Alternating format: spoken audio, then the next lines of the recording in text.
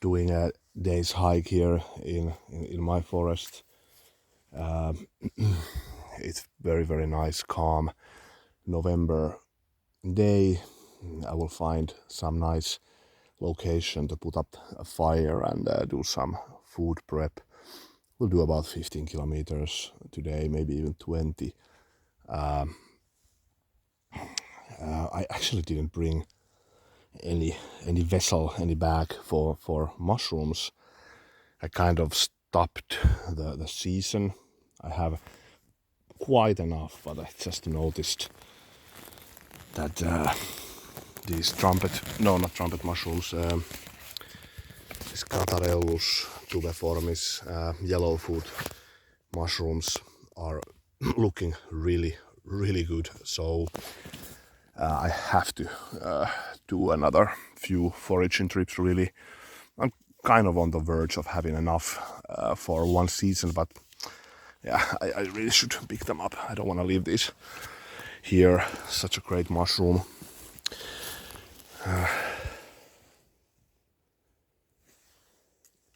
There even. Yeah, but I'm not going to collect them now. We'll just go ahead and find a nice place. We'll also ramble a bit about a few things in my life and about countryside and things that have been on my mind. Also testing the Casstro Swedish Forest Knife for the first time. Well, I had it with me a couple of days ago, but and here also these are gone bad, but here is really nice. And yeah, I have to come here back. There and there. Oh my, and there. Okay, so the season. Jesus, there's here, there. They're really late. Yeah, but so it is. Sometimes I have been finding them even after New Year if there is no snow. It's such a great mushroom. It really is one of my favorites.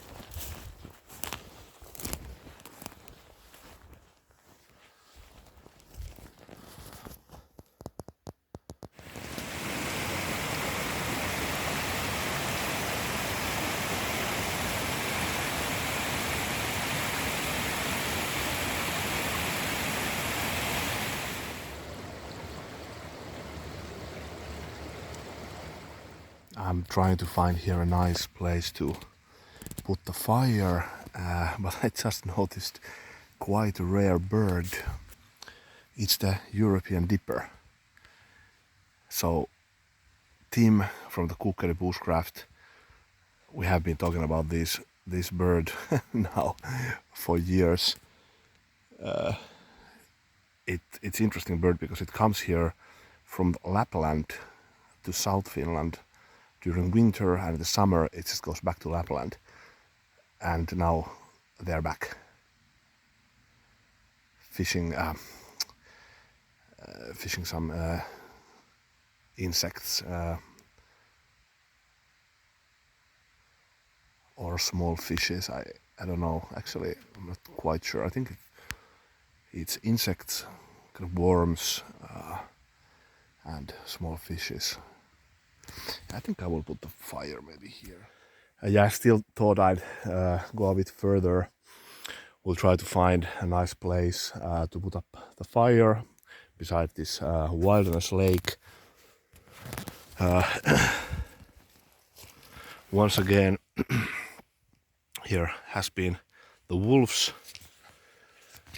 This lake particularly, and this area is quite full of wolves. And nowadays there has been more wolf encounters, wolf sightings that in almost 150 years in Finnish history. So the population is growing really fast, and I think next year when they will do kind of official counting, people will be surprised. And this is something which I have been noticing in my neck of the woods, that wolves are really, it's quite a bit of them. I saw 3 times last year, and I've heard them countless of times, and the footsteps and so forth. But I will find a nice place to put the fire. Found a nice place beside this lake. We'll prepare here some sausages and sausages and mustard and bread. Simple as that, and then maybe put some tea. I'm still testing now the Casstro, or testing the first time actually, really. Casstro Swedish Forest Knife, and so far looking really nice. So I'm now batoning here a bit.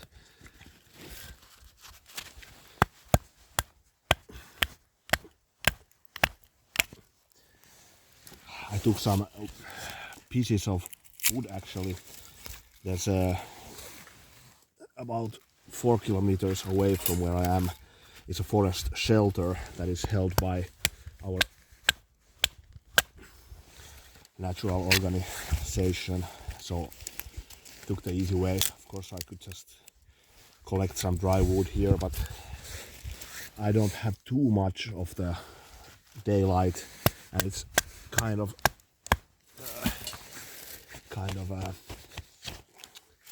damp, the forest, so I took the easy way of just bringing some with me.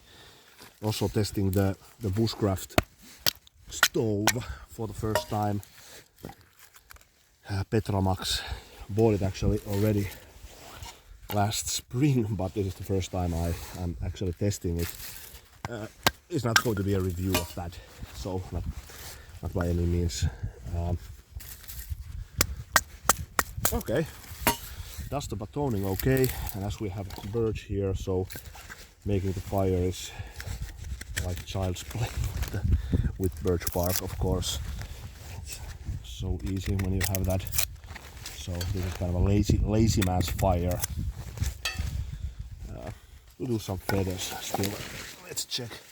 It's going to be apparently a review of the knife. Actually didn't think I would do, but apparently I'm doing it.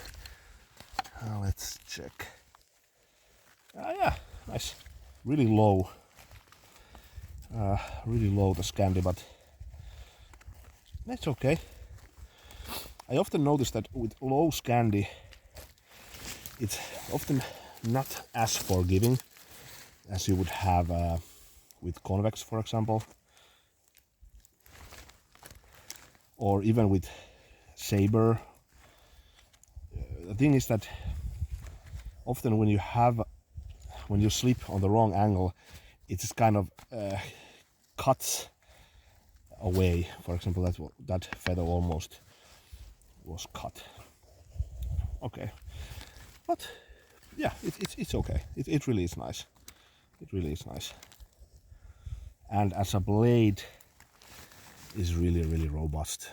So this is long, very robust blade, and with this low Scandi means that this is really a hard use knife. And we'll now put the fire, and then I will ramble a bit on.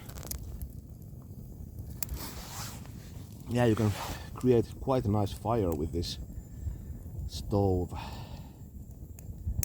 It's so big. We'll prepare also some tea.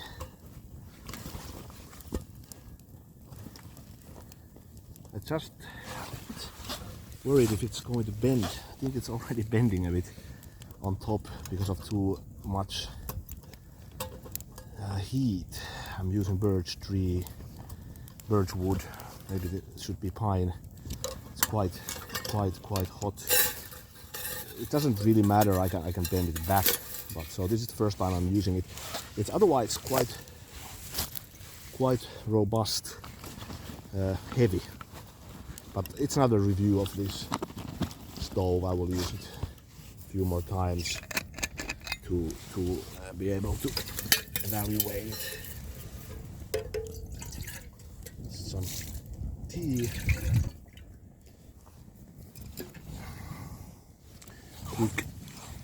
Quick lunch.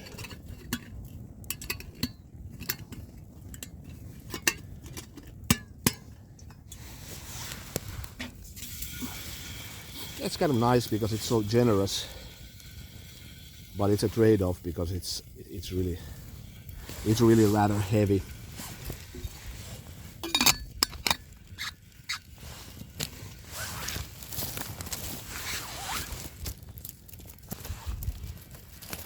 Yeah, show a bit from here. I was watching the Lord of the Rings movie the other day. It's a quite nice film, and I noticed there's a lot of similarities with that tale, Lord of the Rings, and with Finnish mythology, and also with Finnish language, etc. And I was quite actually surprised, and I did a little research. Yeah, so this is done. Let it cool down a bit. And it got to me thinking, like, then I did some research more on the subject, and I realized that Tolkien took actually a lot of influence from Finnish sagas, Finnish mythology.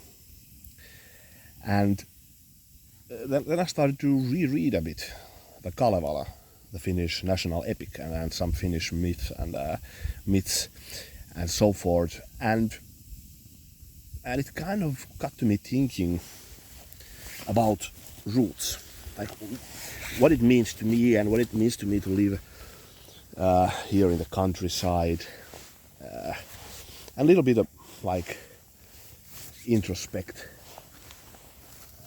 start to do some introspect of my life in general. One of the reasons that I have not done so much videos this summer was that I had a really bad divorce. We're now separated, but it took a long time, and I was pretty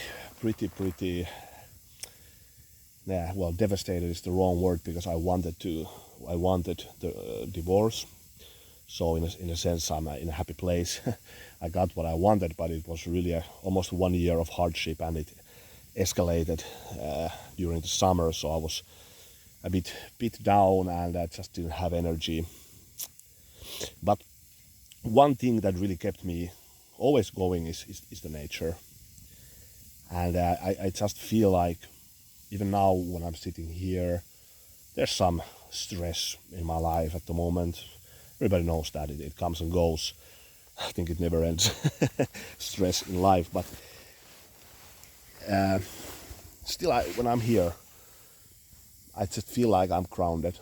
I feel like I'm rooted back to what I am and what is important in life. And that's one thing that really, for me, the nature, the outdoors, what it really gives me is that.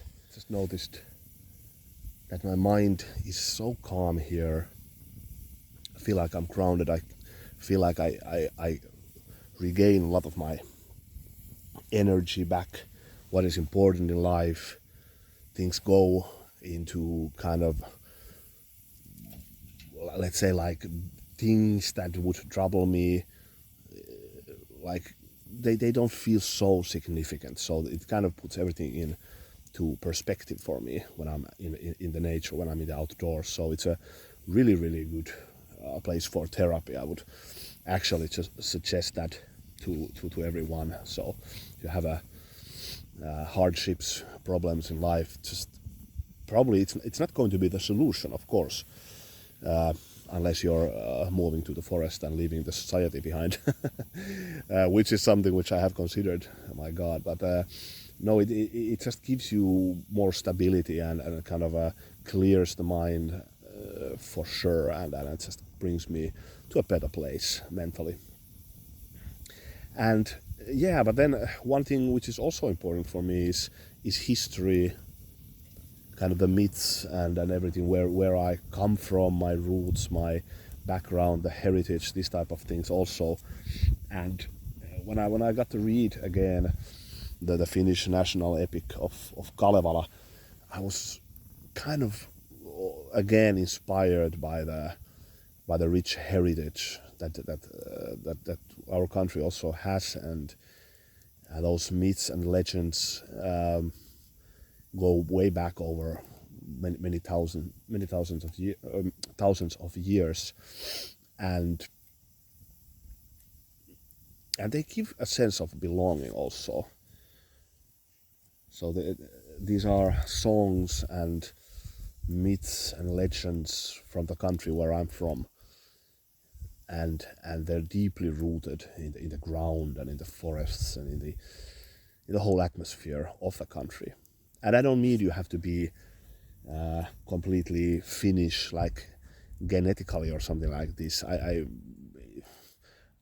There's lots of people I consider Finnish and that they may have roots elsewhere. So I have also German and Swedish roots, predominantly Finnish, but I also have those roots. And but it's the place where I'm born, where it's the place that I consider my homeland, and it's my main language. So that's in a sense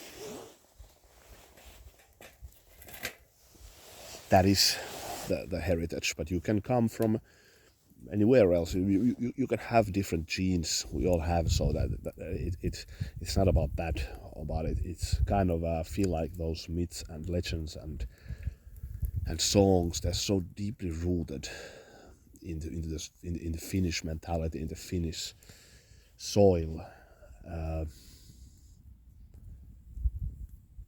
Yeah, so it's really quite interesting, and in our ever-changing and, dare I say, mad world at the moment, I do feel like things like where you come from, so you know the past centuries and even thousands of years before you, and then the nature, this type of things, they give you sense of belonging. They give you stronger roots, in my opinion. So in my opinion, if you know where you come from, you have the background, you have the heritage, and you respect it, you have much stronger roots as a human being to survive in the world. And also when you have the connection to the nature, both of these things, so they give you strong roots to the ground, and then kind of the winds of the world don't bother you so much.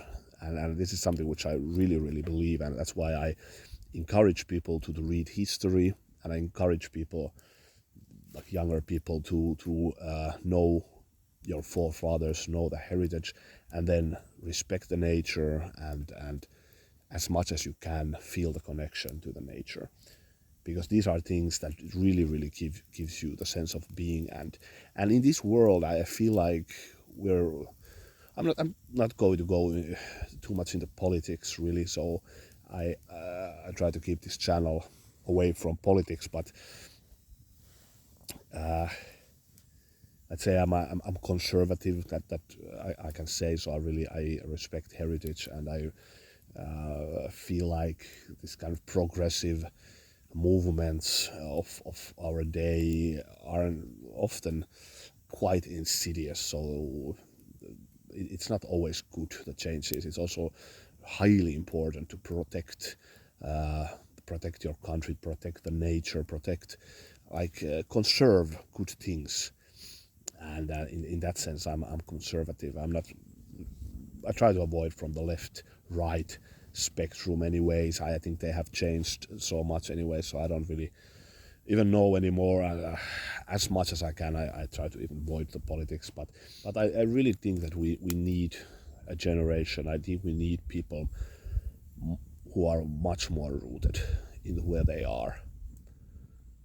Because people who are they don't feel the connection to the world, to the place where they are, to the soil, to the ground, to the nature, to the history. They are easily manipulated also. These people are like the prime, easy target of manipulative politics, manipulative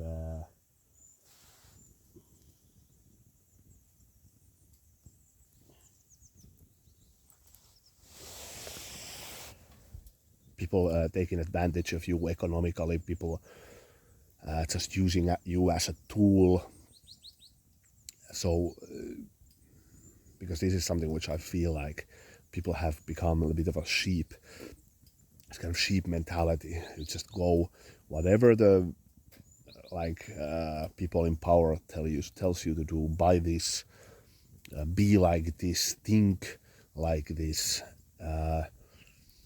We have already the thoughts that you should think, otherwise you're a bad person. That's also something which I really despise, is this kind of good bad, if you're not into our woke culture, these things which people quote unquote think progressive, you're a bad person, and then you're cancelled. I can't even put words how much I dislike that kind of culture. But yeah, so won't go too deep on that. But I think like a counter to all of this madness is to know the history, is to have a sense of being, respect the heritage, feel it, feel the nature, feel the connection to it.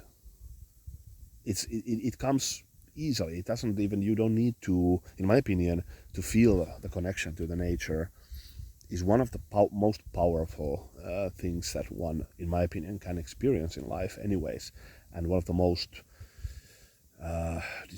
healing things also. But you don't need to do anything. You just go out there. It's really you don't need to force it. Just give it a chance. Just go for a walk where you can find a forest. I know there are people who don't have the access, for example, that I have. So I chose to live in the countryside, beside beautiful forests and lakes. And this is my personal heaven where I'm at now. So I just can't even think about anymore of moving back to the city. It's absolutely not. So I'm really become a countrysides. I'm trying to find some too fancy word, but I have become a country person. Let's say it like this. I get almost anxious when I'm in the big cities nowadays. So,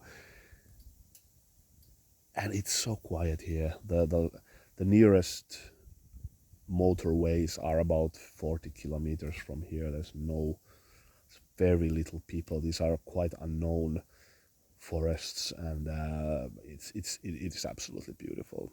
So, also one thing that I noticed is that when I lived in Helsinki, for example, so when I lived in a big city, I actually tended to do much more hiking trips to, let's say, to Lapland or to other places. Sorry, I will put the fire a bit more.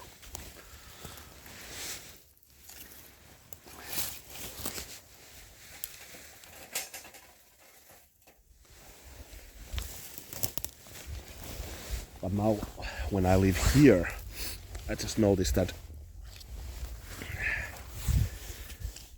that I don't have so much like desires to go all across Finland. Now I've been to Swedish, Norwegian and Finnish Lapland. I've been hiking a lot during my life, but now when I live here in the countryside, practically in these forests is my home, so I noticed that often these are for me enough.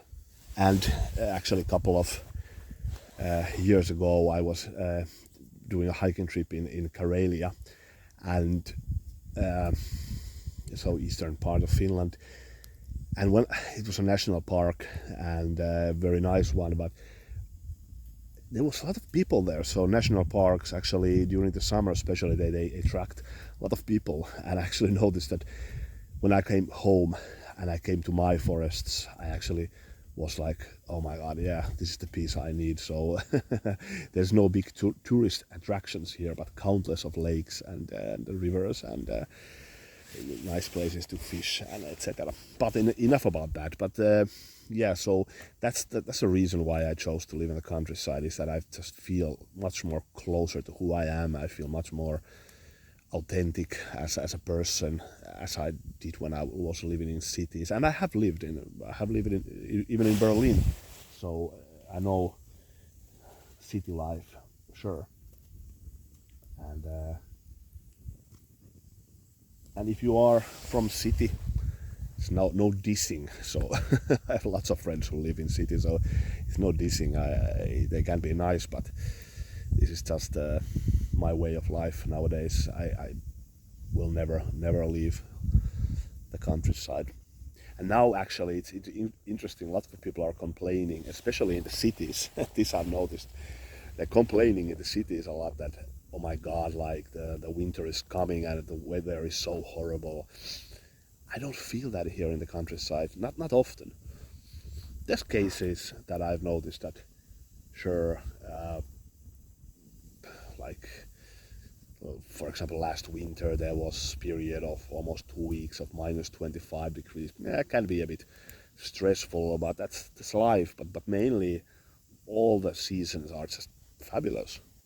For example, now compare this, for example, to the springtime. It's absolutely amazing, the difference, really, because in springtime this would be full of birds. You would have water birds, sing birds or songbirds, all sorts of animals. It's completely different nature then. And now what you have is complete peace. So this is one of the most peaceful times to be really out there. In winter also, but there's nothing. It's just odd birds that have stayed here. Sure, eagles, hawks, these kind of things. So there's birds, but mainly really quiet. May even hear a howling of wolves or some other animals, lynxes. Often, especially when the evening is coming, they make really amazingly brutal sounds. Yeah, so there's animals, of course, bears even in these woods, but it's so peaceful and I enjoy it. So it's really nice. Yeah, but I'm continuing here. I think the sausages are near ready, and didn't do much of a review of the knife.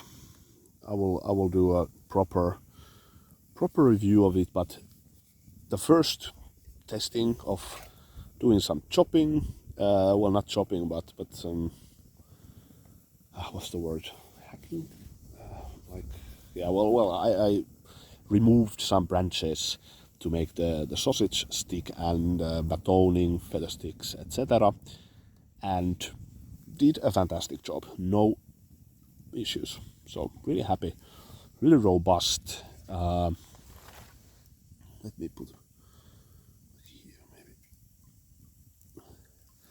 So really nice first impression. It's not let's say totally ordinary bushcrafter, because it has this length, and I'm normally used to bushcrafters much shorter than this, but I'm kind of really liking it, especially for this type of one day trip. Yeah, the extra length comes in handy. It's very balanced, by the way, something which I think in Nordic countries you have with the knife, so it's just there, and it's nice, this finger, what do you say, finger choil, this part is very nice. And then one really nice thing is that you don't have a ricasso, so the blade, the cutting part of the blade begins almost immediately there, so there's a nice control, long cutting edge. So well done, Casstro. And in my opinion, well, I checked the Casstro prices. I think the smaller version of this is somewhere like 130 or something. I think that's actually quite fair price to think like what kind of insane prices nowadays companies are asking. Bark River. So you get really nice blade here. Okay, but I'm continuing here. Hope I didn't bore you too much with my ramblings. Just wanted to talk a bit about things. Well, cheers.